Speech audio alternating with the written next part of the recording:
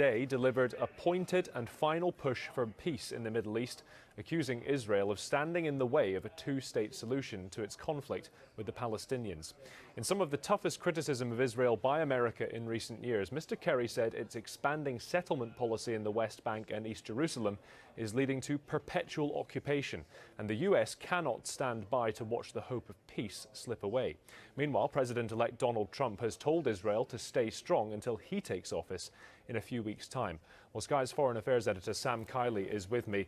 Sam, a lot to try and cover in the next couple of minutes, but explain where Mr. Kerry was coming from and what he sees as the immediate future for Israel. I think really what Mr. Kerry is doing is publicly expressing what has been said privately, not only by the United States, but particularly by Britain and France and other EU countries to Israel since 2014, since the collapse of the peace process, really then, which is that continued construction of settlements risks turning Israel into a single state, with incorporating the Palestinians. And that ultimately would mean that Israel either cease to be a Jewish state, because it would have a huge number of Palestinians as membership, or it would cease to be a democracy if it wished to remain a Jewish state. That is the long-term implications, in the view of John Kerry, but also of the British and French and others, of the continued construction of settlements. He's saying that the time has not totally passed for a two-state solution, which is not a view necessarily shared by many others in the diplomatic community, but that this was an emergency. I think what would frustrate people in the international community and on the Israeli left, remember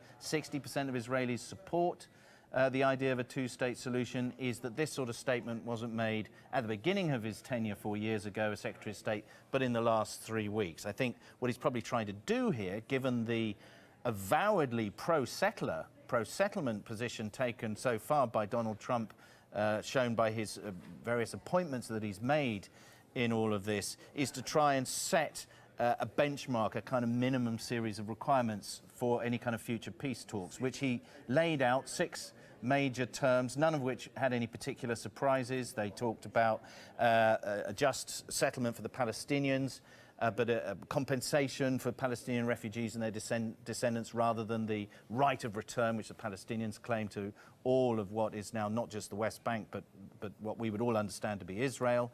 And a number of other things, including sharing Jerusalem as a capital. Now, that is going to be a massive no-no as far as the Israeli right is concerned. Amid all of this, of course, Donald Trump steps in with his characteristically syntactically challenged tweets. His first response to the Kerry speech, in fact, ahead of the Kerry speech, said, "We cannot continue to let Israel be treated with such total disdain and disrespect. They used to have a great friend in the US, but not anymore.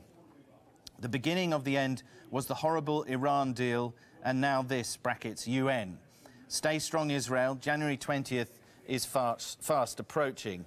Now, what he's referring there is the last Friday's UN resolution that the Americans abstained from vetoing, which condemned the expansion of Israeli settlements. So John Kerry's speech was really in the context of trying to explain, really, where America was coming from in terms of that speech. Now, Bibi Netanyahu that's Benjamin Netanyahu, Bibi is how he's known in Israel, has issued a number of statements. He's been speaking in Hebrew just now, saying that this speech was a great disappointment.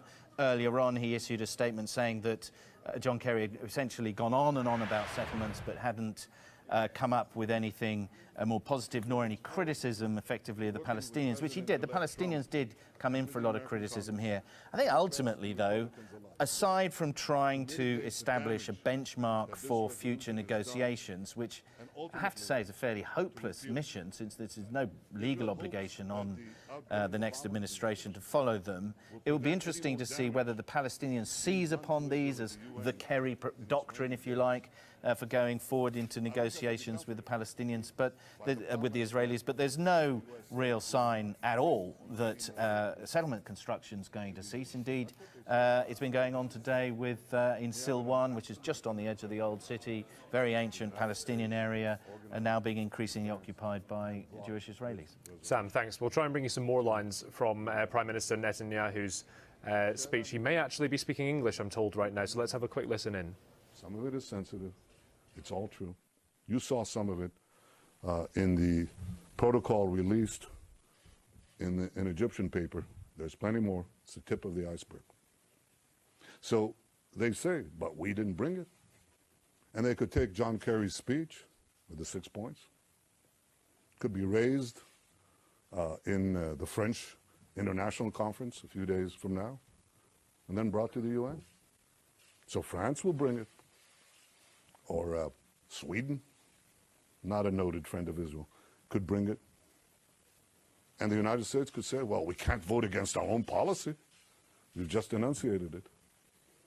I think the United States, if it's true to its word, or at least if it's now true to its word, should now come out and say we will not allow any resolutions, any more resolutions in the Security Council on Israel, period. Not we will bring or not bring, we will not allow any. And stop this game, the charades. I think that the decisions that are vital to Israel's interests and the future of its children, they won't be made through speeches in Washington or votes in the United Nations or conferences in Paris. They'll be made by the government of Israel around the negotiating table, making them on behalf of the one and only Jewish state, a sovereign nation that is the master of its own fate.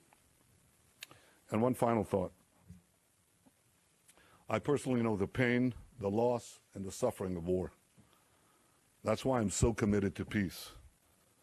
Because for anyone who's experienced it, as I have, war and terror are horrible.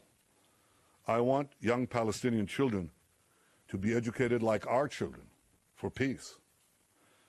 But they're not educated for peace. The Palestinian Authority educates them to lionize terrorists and to murder Israelis.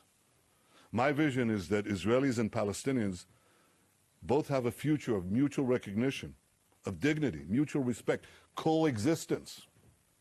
But the Palestinian Authority tells them that they will never accept and should never accept the existence of a Jewish state.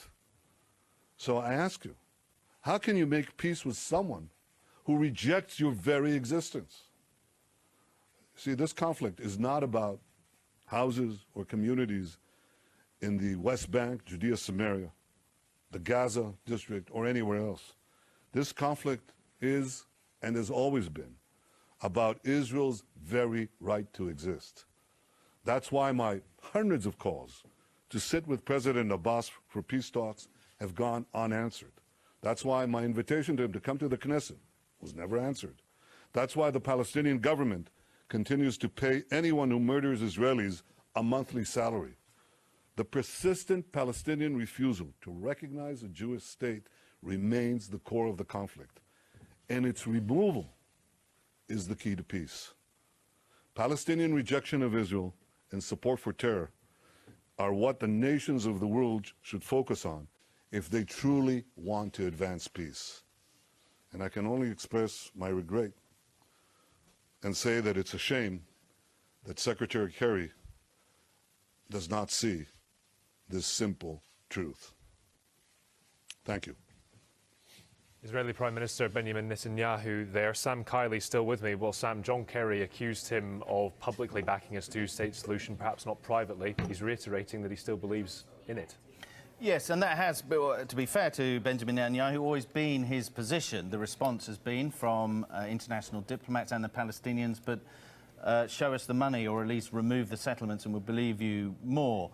His line, though, is convincing, especially for many Israelis living next to Gaza, which is an area that was completely unoccupied, deoccupied. The occupation of Gaza was ended. Settlements were bulldozed in Gaza, and Hamas took over, and they've had a rain of rockets on them now for nearly a decade. So there is a concern among Israelis that if they end the status quo and take a risk with the establishment of a Palestinian state, their security could be in jeopardy. Now, John Kerry has already outlined, though, in his speech that the security of Israel would be absolutely top priority and offered many, many different kinds of potential international guarantees for it. But nonetheless, I think that he does seem to have scored a blow, stung a bit. I was surprised to see the Israelis bother with a response at all, but they are clearly concerned that this Kerry doctrine, if you like, will become the platform used for future peace negotiations.